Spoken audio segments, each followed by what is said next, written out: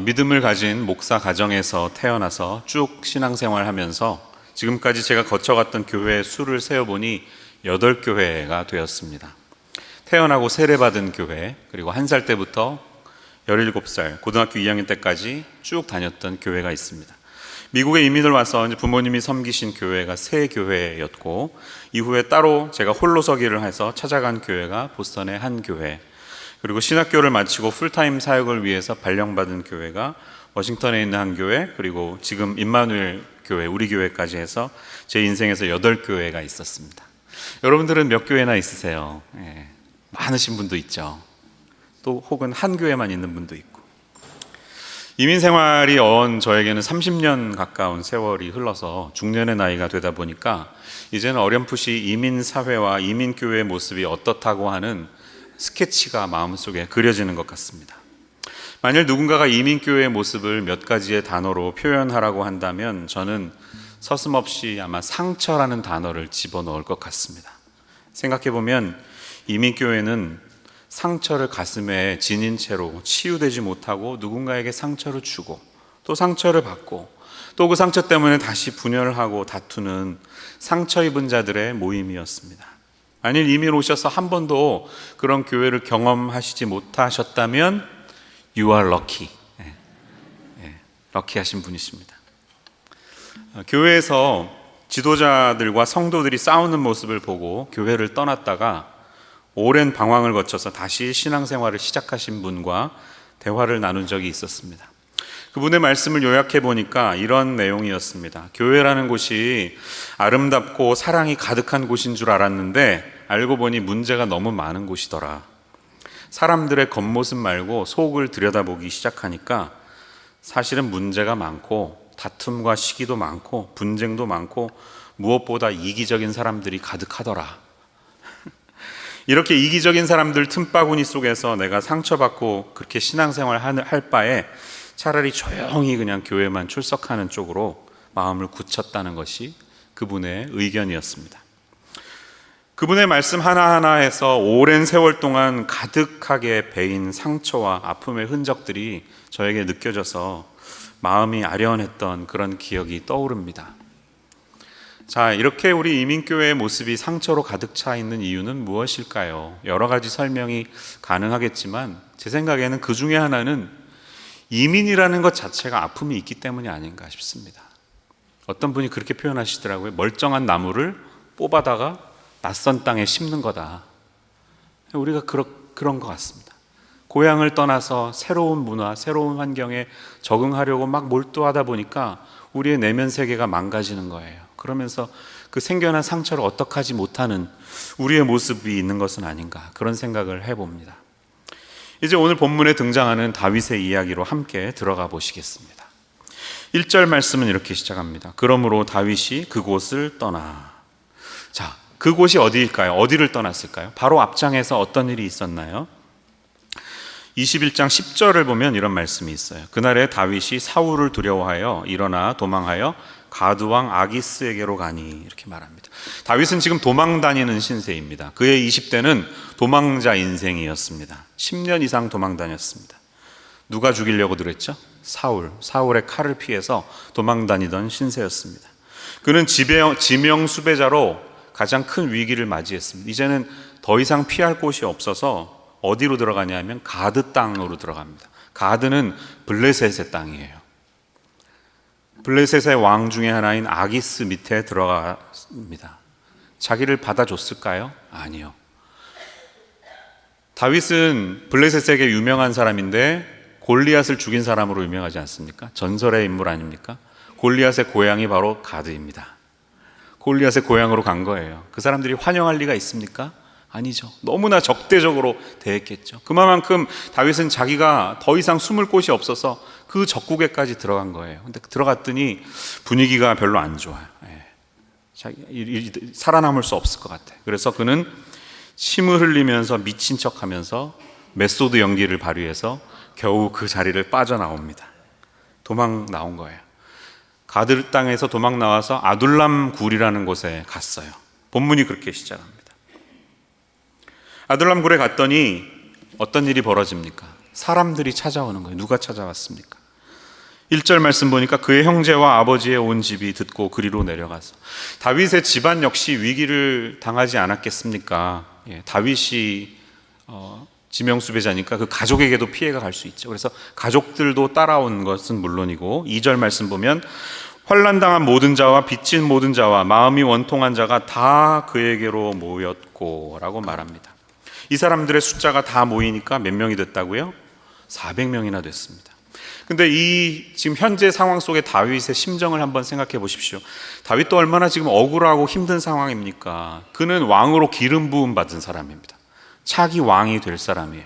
근데 지금 현재는 오늘 죽을지 내일 죽을지 전혀 알지 못하는 지명 수배자 신세가 되었으니까 그에게도 화병이 생길 법도 합니다. 얼마나 스트레스가 많았습니까? 근데 그에게 사람들이 막 몰려오기 시작한 거예요. 사람들의 상황은 환난당한 자, 빚진 자, 마음이 원통한 자들이 이심전심으로 다윗을 따라 나섰습니다. 망명자들이 함께 모였는데, 이 사실은 무엇을 우리에게 보여줍니까?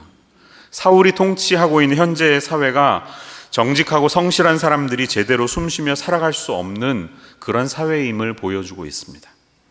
사회적으로, 정치적으로, 또 감성적으로 어려움에 빠진 사람들이 굉장히 많았던 사실을 보여줍니다. 남자들만 400명이니까 여자들 또 아이들 다 합하면 적어도 1000명이 넘는 사람들이 지금 무리가 돼서 다윗을 따라 나선 겁니다. 자기 몸도 혼자 건사하기 힘든 상황에 있는 다윗인데 1000명 정도 되는 식솔들을 데리고 굴 속에 살면서 도피 생활을 해야 했으니 얼마나 힘이 들었을까요? 굉장히 힘들었겠죠. 그런데 다윗은 이 일을 묵묵히 감당해 갑니다. 이 자기도 수배 생활 중에 있지만 대식구를 거느린 리더가 되어서 공동체의 수장이 된 것입니다. 여기에서 우리는 우리의 눈을 좀 더 깊게 펼쳐서 오늘의 본문을 볼 수 있어야 합니다. 이 다윗은 오실 메시아의 표상이기도 합니다. 그리고 교회는 사실 하나님의 나라가 펼쳐지는 것인데, 다윗 왕국은 희미하게나마 하나님의 나라를 반영하는 모델이라고 볼 수도 있습니다. 그러므로 지금은 다윗 왕국의 건설을 앞둔 가장 기초적인 하나의 공동체, 그 공동체는 무엇이라고요? 하나님의 나라, 교회. 하나님의 공동체가 건설되는 아주 중요한 순간인 것입니다. 하나님의 나라의 최전방에 서 있는 곳이 교회라고 한다면, 교회는 그렇다면 어떤 사람들이 모인 곳이 되어야 할까요? 간단히 답을 한다면 교회는 죄인들의 피난처가 되어야 합니다. 이것이 저의 첫 번째 포인트입니다. 교회는 죄인들의 피난처입니다. 아둘람이라는 동굴, 이 단어의 뜻이 뭐냐면 피난처예요. 피난처. refuge라는 뜻이에요. 이것은 신약의 교회를 미리 잘 보여주고 있습니다. 교회는 우리의 죄로 말미암아 상함을 입고 세상에서 영적인 싸움을 벌이다가 상처를 받은 사람들이 찾아와서 회복되어야 하는 곳이 되어야 할 줄로 믿습니다. 여러분, 예수님의 말씀을 기억하실 겁니다. 마태복음 9장 11절 13절은 이렇게 말하죠. 바리새인들이 보고 그의 제자들에게 이르되 어찌하여 너희 선생은 세리와 죄인들과 함께 잡수시느냐. 예수께서 들으시고 이르시되 건강한 자에게는 의사가 쓸데없고 병든 자에게라야 쓸데있느니라. 너희는 가서 내가 긍휼을 원하고 제사를 원하지 아니하노라 하신 뜻이 무엇인지 배우라. 나는 의인을 부르러 온 것이 아니요 죄인을 부르러 왔노라 하시니라. 아멘.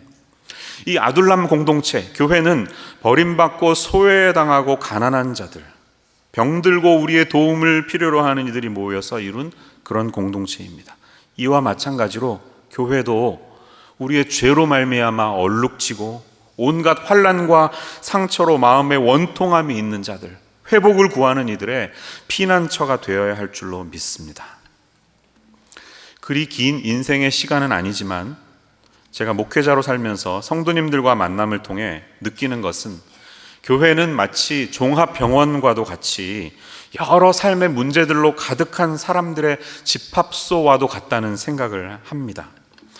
신학교를 졸업하고 지금까지 경험하면서 만난 성도님들의 삶을 들여다보니까요, 거기에는 그들의 아픔과 상처와 가족 간의 질시와 서로 준 큰 상처들, 거기에서 나타난 분노와 씻겨나가지 않은 그런 거친 돌 같은 모난 모습을 그대로 간직한 모습이었습니다.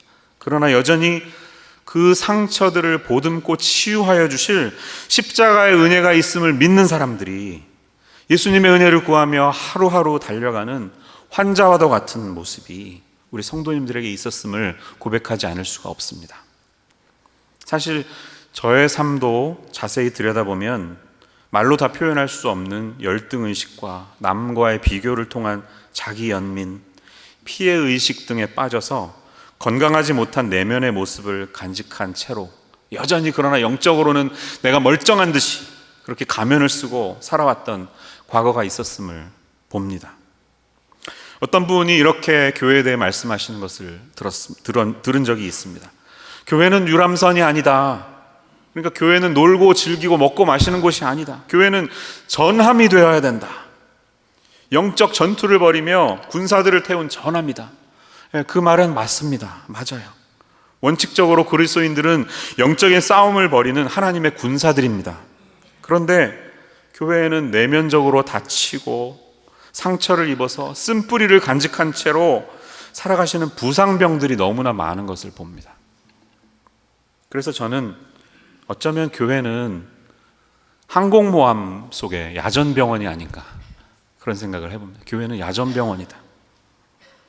전쟁 중에 부상을 당해서 다친 병사들이 찾아와서 쉼과 치료를 받고 다시 회복되어서 세상을 향해 나아갈 수 있도록 영적인 공급을 하는 야전병원과 같은 곳, 혹은 병원선처럼 바다를 떠돌아다니면서 부지런히 부상병들을 실어 나르는, 그들을 회복시키는 그런 곳은 아닌가 그렇게 생각을 해봅니다. 교회는 온전한 치유와 회복이 이루어지는 공동체가 되어야 합니다. 다윗의 삶을 다시 들여다보세요. 아픔당한 이런 사람들을 다 보듬어주고 그들을 품에 안고 상처를 감싸주면서 하나님의 공동체를 이루어가니까 점점 숫자가 늘어나요. 부흥하기 시작합니다. 그래서 사무엘상 23장 13절을 보면 그 숫자가 600명으로 늘었습니다. 다윗과 그의 사람 600명가량이 일어나 그일라를 떠나서 갈 수 있는 곳으로 갔더니 다윗이 그일라에서 피한 것을 어떤 사람이 사울에게 말하매 사울이 가기를 그치니라. 자, 다윗의 공동체가 증가했습니다. 지명 수배자 생활을 하면서도 공동체의 웰비잉을 위하여 남다른 노력을 했을 다윗의 모습이 상상됩니다. 이제 이들은 다윗을 위한 전적인 동지가 되어서 앞으로 다가올 다윗의 왕국을 준비해 나가는 사람들이 되었습니다.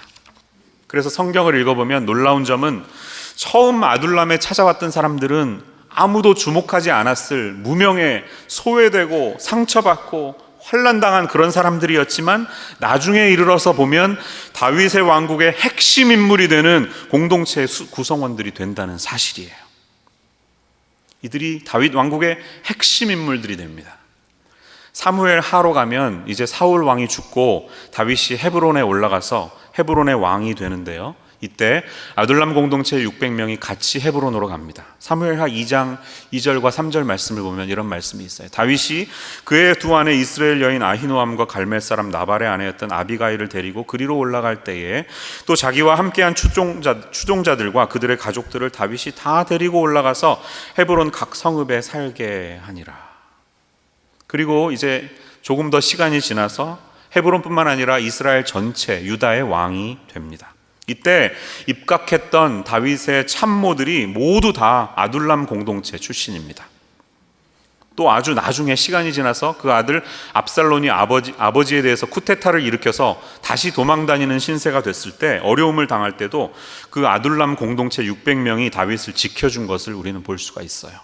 사무엘하 15장 18절 말씀을 보면 이런 말씀이 있습니다. 그의 모든 신하들이 그의 곁으로 지나가고 모든 그렛 사람과 모든 블렛 사람과 및 왕을 따라 가드에서 온 모든 가드 사람 600명이 왕 앞으로 행진하니라. 그의 철저한 보호자들이 된 것이죠. 아둘람 공동체의 대표라고 할 수 있는, 대표격을 띤 이때라고 하는 사람이 있죠. 이때는 왕이 어느 곳에 계시든지 사나 죽으나 내가 왕과 함께 하겠다, 그렇게 고백하죠. 그래서 사무엘하 15장 21절을 보면 이렇게 말합니다. 이때가 왕께 대답하여 이르되 여호와의 살아계심과 내 주 왕의 살아계심으로 맹세하옵나니 진실로 내 주 왕께서 어느 곳에 계시든지 사나 죽으나 종도 그곳에 있겠나이다 하니.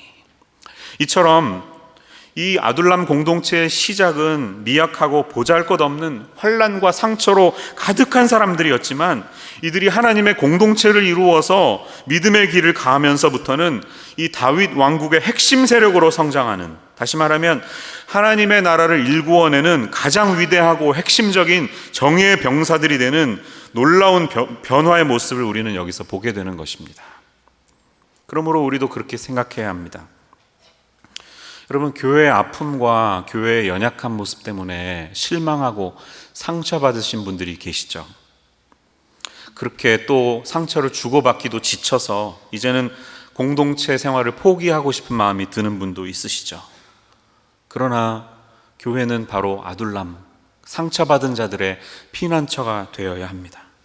상처 입은 죄인들이 모여서 서로를 품고 공동체를 일구어가는 곳이 되어야 합니다. 우리가 우리의 상처를 보듬는 훈련을 통해서 우리 모두가 예수 그리스도 안에서 치유가 되며, 죄인을 찾아오셨던 예수님의 모습처럼 우리도 그렇게 서로의 죄됨을 서로 보듬고 안고 함께 살아가는 것을 통해서, 서로를 용납하고 상처를 끌어안는 그 믿음의 행동을 통해서 우리의 교회는 온전한 치유와 회복을 일으키는 회복의 공동체로 변화될 수 있음을 믿으시기를 바랍니다. 사진을 하나 보여드리겠습니다. 이 나무는 중동 땅에 많이 자라는 나무인데, 시띠나무라고 하는 나무입니다. 성경에 시띠나무 혹은 조각목 들어보셨죠? 조각목이 이 나무예요. 이 나무는 커봐야 3m밖에 자라지 않습니다. 가지가 밑동부터 여러 갈래 갈라져서 올라와서 목재로 사용하기가 참 어렵고요. 잔가지들이 워낙 많이 뻗어 있고, 또 그냥 막 이리저리 뒤엉켜 있습니다. 또 가시는 많은데, 가시는 10cm 이상으로 크고 날카롭고 낚시 바늘처럼 이렇게 휘어져 있어서 아주 혐오스럽게 생겼고, 또 나무의 잎은 작아서 땔감으로밖에는 사용할 수 없는 그런 나무라고 합니다. 한마디로 시띠나무는 볼품없고 쓸데도 없고 고통을 주는 가시나무일 뿐입니다. 하지만 못생기고 쓸모가 없지만 오랜 세월 광야에서 연단받았기 때문에 나무의 밀도가 높아서 나무의 질이 변형되지 않는 나무라고 합니다. 그래서인지는 몰라도 성경을 보면 우리가 놀라운 사실을 보는데요, 이 지구상에 있었던 가장 거룩한 물건이 있었다면 그것은 아마 법궤였겠죠. 하나님의 임재를 담아내는 상징을 띤 이 법궤를 뭘로 만들었을까요? 시띠나무로 만들었습니다. 조각나무를 법궤로 만들었어요. 그뿐만 아닙니다. 성전, 이 성소를 짓는 데 사용되는 모든 재료들, 떡상, 분향단, 번제단, 널판, 띠, 사방의 기둥들, 휘장문의 기둥들도 다 조각목으로 만든 것을 우리는 출애굽기와 신명기를 통해서 발견할 수가 있어요. 자, 이 사실이 우리에게 주는 교훈은 큽니다. 우리의 삶도 조각목과 같은 인생이잖아요. 가시도 많고 일그러져 있고 어디 갖다 쓸 데가 없는 것처럼 상처로 가득 찬 인생이지만, 우리가 하나님 앞에 연단받아서 공동체를 일구어서 잘 견디고 버텨나가면 하나님이 우리를 귀한 곳에 사용하신다는 거예요. 우리의 교회, 우리 믿음의 공동체로도 그렇게 쓰임받기를 저는 소망합니다. 삐뚤어지고 가시가 많고 상처로 얼룩진 인생이지만 하나님의 나라를 위해서 온전히 회복되어 쓰임받는 공동체의 구성원들이 되게 하여 주옵소서, 이렇게 기도하시는 여러분 모두가 되시기를 주의 이름으로 축원합니다. 두 번째로요, 이 교회라고 하는 아둘람 공동체의 아름다운 교회의 모습을 우리가 볼 수 있다면, 그것은 위기 속에서도 우리를 보호하시는 하나님을 경험하는 공동체이기 때문임을 알 수가 있어요. 자, 이 아둘람 공동체를 이끌어가던 다윗은 계속 지금 도망하잖아요. 도피 생활을 하다 보니까 너무나 지쳐서 이제는 더 이상 갈 데가 없다 생각해서 엄청난 모험을 합니다. 그것은 앞에서 우리가 보았던 가드 땅, 블레셋 땅 아기스 왕에게 다시 가요. 27장으로 한번 가보시기 바랍니다. 아기스에게 가서 우리 공동체를 받아달라 이렇게 부탁합니다. 이제 도망 다녀서 더 이상 숨을 데가 없었던 모양이에요. 1절부터 7절을 제가 봉독하겠습니다. 다윗이 그 마음에 생각하기를 내가 후일에는 사울의 손에 붙잡히리니 블레셋 사람들의 땅으로 피하여 들어가는 것이 좋으리로다. 사울이 이스라엘 온 영토에서 다시 나를 찾다가 단념하리니 내가 그의 손에서 벗어나리라 하고, 다윗이 일어나 함께 있는 사람 600명과 더불어 가드왕 마옥의 아들 아기스에게로 건너가니라. 다윗과 그의 사람들이 저마다 가족을 거느리고 가드에서 아기스와 동거하였는데, 다윗이 그의 두 아내 이스라엘 여자 아히노암과 나발의 아내였던 갈멜 여자 아비가일과 함께 하였더니, 다윗이 가드에 도망한 것을 어떤 사람이 사울에게 전하매 사울이 다시는 그를 수색하지 아니하니라. 다윗이 아기스에게 이르되 바라건대 내가 당신께 은혜를 입었다면 지방 성읍 가운데 한 곳을 내게 주어 내가 살게 하소서. 당신의 종이 어찌 당신과 함께 왕도에 살리이까 하니, 아기스가 그날에 시글락을 그에게 주었으므로 시글락이 오늘까지 유다 왕에게 속하니라. 다윗이 블레셋 사람들의 지방에 산 날수는 1년 4개월이었더라. 자, 앞으로 이제 왕이 될 때까지 마지막 16개월은 시글락이라는 땅에서 산다는 거예요. 자신들의 적국, 적성국가의 한복판에 들어가서 왕에게 망명 신청을 하면서 내가 당신의 종이 될 테니까 나와 우리 공동체를 거두어 주십시오. 당신을 위해 싸우겠습니다. 여러분, 이게 가능한 일입니까? 다윗이 누굽니까? 다윗은 이스라엘의 왕이에요. 기름 부음 받은 사람이에요. 왕이 된 사람이 자신의 적성국가에 가서 여차하면 자신의 백성들을 죽일 수도 있는 상황에 어떻게 들어갈 수가 있습니까? 위기죠, 위기. 자기 몸을 거두겠다고 위기의 상황에 몰고 간 것이죠. 그는 속이면서 살아갑니다. 겉으로는 이스라엘 민족을 침략해서 포획물을 걷어다가 아기스에게 바치는 것처럼 행동했지만 사실은 아말렉 족속을 치고 거기에서 거둔 것을 바치는 거짓 행동을 하면서 살았습니다. 속이는 것에도 한계는 옵니다. 그래서 29장으로 가면 위기가 찾아옵니다. 29장 1절과 2절을 보면, 블레셋 사람들은 그들의 모든 군대를 아벡에 모았고 이스라엘 사람들은 이스라엘에 있는 셈 곁에 진쳤더라. 블레셋 사람들의 수령들은 수백 명씩 수천 명씩 인솔하여 나아가고 다윗과 그의 사람들은 아기스와 함께 그 뒤에서 나아가더니, 자, 이제 아기스가 전쟁을 벌이기로 마음먹습니다. 누구랑? 이스라엘과. 내가 믿는 다윗, 내가 철저하게 신임하는 다윗, 너를 함께 그 자리에 세울 테니까 너희 백성들을 데리고 이스라엘 치러 가자! 이렇게 한 것입니다. 큰일 났죠.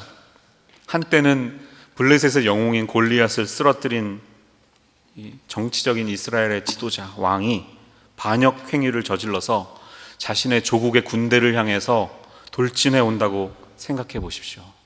말도 안 되는 겁니다. 자신의 커리어에서 가장 큰 실수를 한 것일지도 모릅니다. 아무리 살겠다고 하지만 아기스에게 가는 것은 옳은 방법이 아니었습니다. 우리 인생에도 큰 실수를 할 때가 있어요. 교회 공동체도 잘못된 길을 갈 때가 있어요. 그러나 하나님이 얼마나 은혜로우신지, 어떻게 그 위기를 극복하게 하시는지 지켜보세요. 하나님은 이 상황을 어떻게 풀어가고 계십니까? 29장을 지금 다 읽을 수는 없지만 간단히 말씀드리면, 왕의 환관들, 방백들이 반대해요. 아니 왕이시여, 아무리 왕께서 다윗을 믿는다 하더라도 막상 전쟁터에 갔을 때 샥 방향을 돌려서 우리에게 칼을 돌려서 우리를 죽여버리면 어쩌실 겁니까? 우리는 도저히 다윗을 믿지 못하겠습니다. 다윗은 여전히 적국의 지도자였다가 망명한 사람입니다. 강력하게 반대합니다. 그래서 왕이 할 수 없이 자신의 뜻을 꺾어요. 29장 9절부터 읽어보면 아기스 왕이 이렇게 말하죠. 아기스가 다윗에게 대답하여 이르되 내가 내 목전에 하나님의 전령같이 선한 것을 내가 아나 블레셋 사람들의 방백들은 말하기를 그가 우리와 함께 전장에 올라가지 못하리라 하니 그런즉 너는 너와 함께 온 내 주의 신하들과 더불어 새벽에 일어나라. 너희는 새벽에 일어나서 발거든 곧 떠나라 하니라. 이에 다윗이 자기 사람들과 더불어 아침에 일찍이 일어나서 떠나 블레셋 사람들의 땅으로 돌아가고 블레셋 사람들은 이스라엘로 올라가니라. 자, 어떻게 위기가 모면됐습니까? 부하들이 반대해서. 그러나 그 뒷면에 누가 있었을까요? 뒤에서 하나님이 일하셨기 때문이죠. 하나님이 사람을 통해서 그 위기를 벗어나시게 한 것이죠. 하나님은 그런 것입니다. 자신의 공동체를 그분의 은혜 가운데 우리의 인간적인 실수에도 말미암고 지켜주시고 바른 길로 인도하시는 분이십니다. 그 하나님을 받아들이시기 바라요. 그런 하나님의 계심을 잊지 마세요. 이들이 다시 시글락으로 돌아왔습니다. 위기 끝에 다시 또 다른 위기가 생긴다고 돌아온 시글락은 다 불타버리고 아무것도 남지 않았습니다. 자신들의 아내까지 다 끌려갔어요. 누가 끌고 갔나요? 아말렉이 끌고 갔어요. 귀중한 것들 다 가지고 갔습니다. 하나님의 교회에는 이렇게 위기 끝에 또 다른 위기가 찾아올 때가 있습니다. 환난과 어려움은 늘 우리와 함께 합니다. 그것은 지도자의 잘못된 판단 때문에 생긴 일도 있을 것이고, 그냥 살면서 생겨나는 영적인 환난이 많을 때가 있습니다. 다윗도 이런 위기를 겪잖아요. 지금 국민들이 어떻게 하나요? 그를 죽여버리자고, 이 상황에 처하게 한 다윗을 돌로 쳐버리자, 이렇게 말합니다. 그래서 30장 6절 말씀만 한번 읽어보겠습니다. 본문 보시면 30장 6절 말씀은 이렇게 말해요. 백성들이 자녀들 때문에 마음이 슬퍼서 다윗을 돌로 치자 하니 다윗이 크게 다급하였으나 그의 하나님 여호와를 힘입고 용기를 얻었더라. 지금 돌로 얻어맞아서 죽임을 당할 수 있는 위험에 빠졌습니다. 그런데 이 영적인 어려운 상황에 지도자는 어떻게 그 상황을 극복해 갑니까? 영어 성경을 보니까요, But David strengthened himself in the Lord his God. He strengthened himself in the Lord. 위기가 오면 사람을 찾아다니면서 도움을 구하는 게 아니라 하나님 앞에 나아가서 자신을 회복시키실 하나님을 통해 새 힘을 얻는 것입니다. 우리에게 환난을 주는 여러 가지 스트레스들이 인생 속에 많이 찾아오지만 오직 하나님 한 분께서 주시는 그분의 능력으로 말미암아 우리는 새 힘을 얻고 공동체를 이겨나가야 할 줄로 믿습니다. 우리 공동체는 그런 공동체가 되어야 합니다. 다윗은 하나님이 주시는 이 새 힘을 얻고 이 상황을 수습하기 위해서 아말렉을 쫓아갑니다. 아말렉을 추격하기 시작합니다. 그것이 30장 9절 이후에 나타나는 내용이에요. 그런데 가다 보니까 600명이 막 따라가는데요, 부솔 시내에 도착하니까 사람들이 더 못 가겠다고 말합니다. 30장 10절 말씀 보니까요, 곧 피곤하여 부솔 시내를 건너지 못하는 200명을 머물게 했고 다윗은 400명을 거느리고 쫓아가니라 라고 말합니다. 이분들이 아마 많이 늙었는지 또 혹은 전쟁에서 너무 힘들게 싸웠는지 더 이상 못하겠습니다. 우린 못 가겠어요. 주저앉은 거예요. 뭐 가시든지 말든지 알아서 하세요. 우린 더 못하겠어요. 놔두고 그냥 가죠. 400명 데리고 가는 중간에 어떻게 됩니까? 거의 죽어서 넘어져 있는 사람 하나를 발견합니다. 얘기를 시켜보니까 아말렉의 종이었던 이집트 사람이었어요. 이 종이 병이 드니까 그를 데리고 가다 그냥 버린 거예요. 죽게 내버려 둔 거예요. 근데 다윗은 그 이집트 사람을 거두고 그를 먹여서 함께 자기 팀으로 만듭니다. 그러니까 이 종이 아말렉이 간 길을 내가 안다. 어디로 갔는지 나 분명히 안다. 나를 죽이지 않으면 그 루트를 알려주겠다 해서 아니나 다를까 찾아가니까 예상대로 아말렉들이 승리감에 취해서 아주 무방비 상태로 파티를 벌이면서 막 그냥 널브러져 있는 거예요. 다윗이 이들에게 기습을 벌여서 대승을 거두고 모든 것을 다 도로 찾아옵니다. 그런데 문제가 생겼습니다. 22절, 30장 22절을 보세요. 다윗과 함께 갔던 자들 가운데 악한 자와 불량배들이 다 이르되 그들이 우리와 함께 가지 아니하였은즉 우리가 도로 찾은 물건은 무엇이든지 그들에게 주지 말고 각자의 처자만 데리고 떠나가게 하라 하는지라. 자, 이 상황이 이해되시죠? 왜 아니겠습니까? 문호동 무임금, 아니 왕이시여, 저 200명은 한 게 없습니다. 우리랑 같이 안 가겠다고 부솔 시내에 주저앉아가지고 그냥 그렇게 거기 머물렀습니다. 그러므로 이 전체 포획물들은 우리 400명이 나눠 가져야 할 줄로 믿습니다. 세상의 원리는 그게 맞죠. 공을 세운 사람들만 그 결과를 얻어갑니다. 왜 아니겠습니까? 우리 교회에도 여러분 그런 일들 많이 발생하잖아요. 막 선교 같은 데 가보면 팀원들이 이렇게 자기 모습이 다 드러나잖아요. 그래서 뭐 연약한 모습 다 드러나서 갔다 오고 나서 막 친구로 갔다가 한 번도 안 보는 사이로 막 그런 분 없을 줄로 믿는데 그런 사이가 되지도 하죠. 왜냐하면 그 사람들이 너무 연약한 모습을 보니까 뭐 신앙생활 잘하는 줄 알았는데 알고 봤더니 이 사람 완전히 뺀질이야, 뺀질이. 아무것도 안 하고 입만 살아가지고 이러고 땀은 안 흘리더라. 네. 나만 설거지했어. 나 이러면서 상처가 돼가지고 막 그 사람이 분노에 가득 차 있는데 나중에 선교 보고해야 되니까 누구보다도 더 크게 막 찬양해, 그 사람은. 그리고 막 보고사 이 화면에 그 사람 얼굴이 왜 이렇게 나보다 더 많이 나오는 거야. 네. 화가 나죠. 질투가 나는 거죠. 이게 우리의 본성이 아닙니까? 그런 때도 어떻게 하라는 거예요? 그런 사람들도 거두는 것. 공동체는, 교회라는 공동체는 공로가 흐르는 곳이 아니라 하나님의 은혜가 흐르는 곳이 되어야 한다는 것이죠. 그래서 다윗이 어떻게 반응하냐 하면 23절에서 25절 말씀을 봐보세요. 30장 23절에서 25절. 다윗이 이르되 나의 형제들아, 여호와께서 우리를 보호하시고 우리를 치러 온 그 군대를 우리 손에 넘기셨은즉 그가 우리에게 주신 것을 너희가 이같이 못하리라. 이 일에 누가 너희에게 듣겠느냐? 전장에 내려갔던 자의 분깃이나 소유물 곁에 머물렀던 자의 분깃이 동일할지니 같이 분배할 것이니라 하고, 그날부터 다윗이 이것으로 이스라엘의 율례와 규례를 삼았더니 오늘까지 이르니라. 아멘. 여러분, 하나님의 나라의 원리는 이렇게 돼야 할 줄로 믿습니다. 전에는 잘 써먹었는데 이제는 쓸모없다고 막 버림받는, 토사구팽시키는, 그래서 막 죽임을 당하는 애굽 사람들이 있으면 안 돼요.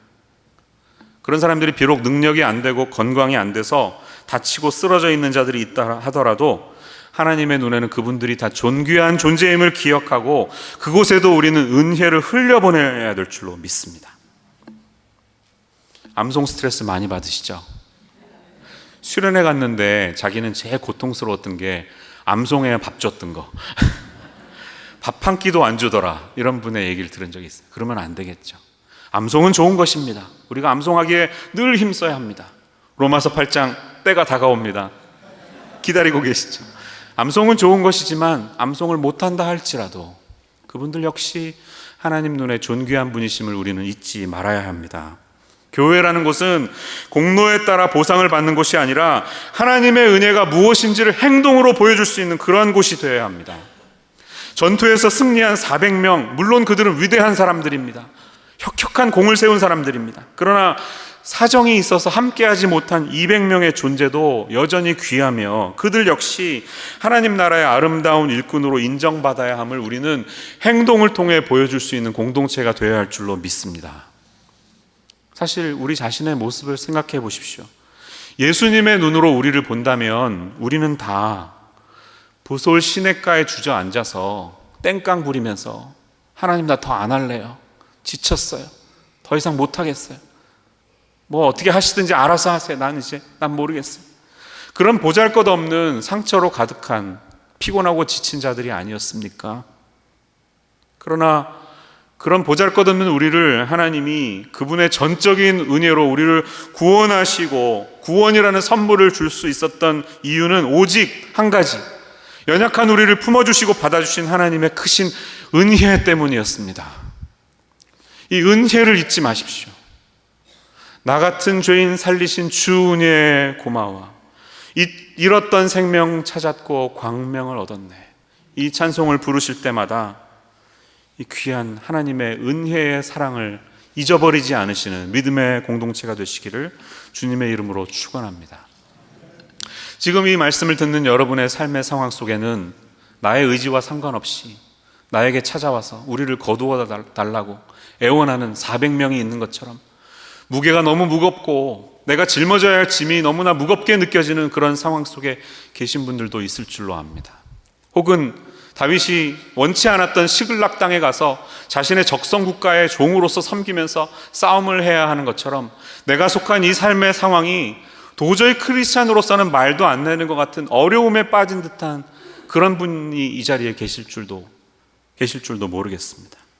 그러나 분명한 사실은 어떤 분에게는 지금 이 자리가 아둘람 공동체이기도 하고 어떤 분에게는 시글락 공동체와도 같은 곳이지만 우리에게 분명한 것은 부족해 보이는 그 공동체에서 우리가 그리스도의 몸을 이룰 때 하나님은 어둠과 암흑이 가득 차 있는 것 같은 그 세상의 흐름 속에서도 그분이 계획하신 구원의 역사를 변함없이 이루어 가신다고 하는 사실입니다.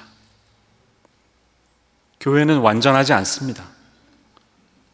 부족한 죄인들이 모인 곳이 교회입니다. 다윗도 완전하지 않습니다. 인간적인 두려움이나 실망으로 블레셋 땅에 들어가기도 하는 그런 사람입니다. 그러나 그들이 모인 아둘람 공동체에, 그리고 시글락 공동체에 하나님은 여전히 계시고 그들을 주관하고 계신다는 사실. 우리가 너무나 부족하지만 이 부족한 성도들이 하나가 되어 모인 교회라는 공동체에는 온전한 치유와 회복이 있고 우리를 새롭게 하시는 생명의 은혜가 흘러간다는 말씀을 여러분 잊지 마시기를 바랍니다. 그 아둘람과 시글락에서 하나님은 다윗을 왕으로 세우시는 훈련을 하셨던 것처럼 지금 우리도 주님 앞에 훈련받고 있습니다. 그래서 머나먼 미래에 다윗의 왕국의 핵심적인 인재들이 될 수 있도록 우리를 성장해 가신 그 인재풀은 시글락 공동체, 아둘람 공동체에서 나왔음을 잊지 마시기를 바랍니다. 우리의 교회가 시글락처럼 너무나 문제가 많아 보여도 시글락을 사랑하십시오. 그 속에서 하나님의 인도하심을 구하며 주님께 매달리시기를 바랍니다. 우리가 힘들지만 그 상황 속에서 잘 견디고 주의 뜻을 순종하는 법을 배우면 마침내 놀라운 하나님의 왕국을 이루어낼 위대한 용사들이 600명이 아니라 구름대같이 일어나는 아름다운 교회가 있음을, 또 우리 교회에 임할 줄 믿고 믿음으로 지금 서 있는 자리를 지켜내시는 하나님의 백성들 되시기를 주의 이름으로 축원합니다. 기도하겠습니다. 하나님, 주님의 은혜는 환난당하고 빚지고 원통한 자들, 그들이 모인 아둘람에도 있었고 도저히 감당하기 어려운 시글락과 같은 영적인 그런 적대적인 환경 속에도 함께하고 계셨음을 저희들이 보게 하시니 감사합니다. 주님의 몸 되신 교회가 상처받은 자들의 온전한 회복을 통하여 이 세상에 많이 죽어가며 사람들로부터 버림받은 이집트의 종과 같은 사람들, 함께 그 공로를 누리지 못하는 부솔 시냇가에 앉은 자들을 여전히 먹이고 그들을 향해 은혜를 흘려보낼 수 있는 우리 믿음의 공동체 될 수 있도록 저희를 인도하여 주옵소서. 예수님의 이름으로 기도합니다. 아멘.